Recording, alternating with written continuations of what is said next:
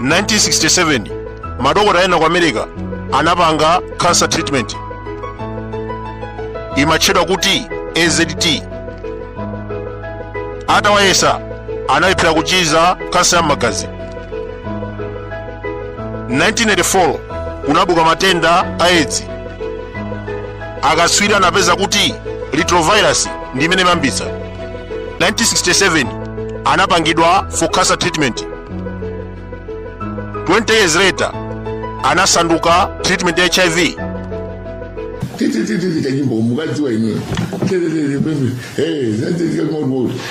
tukupezana tukufufuzana taitana zathu amayikwena kuti abwere azatithandize mene amagwiri athu amenewa. 1996 nyamata wa ku Argentina Julio Montana anaphatikiza madraga atatu ndi kupanga ma ARV. Madraga amenewa nevirapine, AZT komanso dranosine. Anapanga ARV ku America akatchedwa kuti hati. Poyambirira mankhwalawa anaudula kwambiri, anthu osauka samafikira. 1997 mwachitsanzo amagulitsidwa $30,000. Ndalama imeneyi ndi ambiri, mukayisungunula ku Malawi 52 million. 1998 anatsikirako ndi kufika $20,000. Ku Malawi kuno 34 million kwacha. Amene amakwanisa kugula ndi makhumucha. Kukakhala ku Africa kuno ambiri anatsikira kuli chete chifukwa cha umphawi. There is an operative imene kupanga run an online TV akumaitcha kuti Bakili Muluzi TV. Munthu ameneyi George Bush anali president wa ku America. Ataona amene anthu amafera ku Africa ndi maiko ozungulira, anaganiza zokhazikitsa program imeneyi imatchedwa kuti PEPFAR. That is abbreviation kutanthauza kuti President Emergency Plan for AIDS Relief. Pofika siku la lero program imeneyi yapindulira anthu oposa 30 million.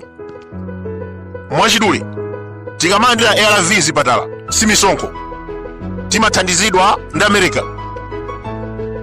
Dziko limeneli ndi sponsor wamkulu pa nkhani za moyo, mankhwala malungo, TB, uchembere wabwino, njira zakulera, ma ARV amathandiza kwambiri ndi America. Ndiye lero anthu ambiri ndi nkhawa. Donald Trump wachita suspend chithandizo kwa masiku 90. Zimenezi zikutanthauza kuti kwa masiku 90 ku Africa kuno sikugwidwa ma ARV. Cholinga chake pochita zimenezi akufuna audit. Kodi ndalama zimene amapereka ku maiko zimapindula? Taona posachedwa anapereka mabiliyoni omangira ma secondary school 250. Parliament, Malawi Army, mabungwe osiyanasiyana ngati HRDC amalandira chithandizo. Ndalama zogulira kasinja ndi zida za nkhondo zikupita kuti? Ndi akafufuza bwinobwino ndikupeza maiko ena katangali asiya kuthandiza. Suspension imeneyi sinachitika ku Malawi kokha, yachitika maiko onse a dziko lapansi kupatula Israeli ndi Egypt.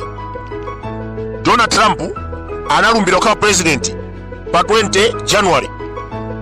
Ndi tsiku lomweli anasaina executive order kuchita suspend foreign aid. Amene akuthandizidwa panopa ndi dziko la Israeli ndi Egypt. Mu nthawi ya kampeni analonjeza America First, misonkho itukulire dziko asanapite ku maiko ena. Ukraine mwachitsanzo yakhale kulandira mabiliyoni omenyera nkhondo. Africa kuphatikiza Malawi timalandira ma ARV aulere. Ndikuna pano Donald Trump wayimisa chithandizo kwa masiku 90.